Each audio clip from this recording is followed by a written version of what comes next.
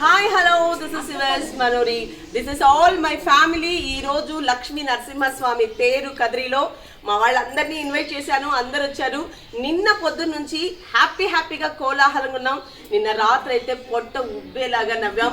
వీళ్ళు ఒక్కొక్కరు ఒక్కొక్క జోక్స్. మా హస్బెండ్ అయితే ఏ దేశం భాషో తెలియదు, బ్రహ్మాండంగా మాట్లాడాడు. వీడు కూడా దానికి తాళం వేశాడు.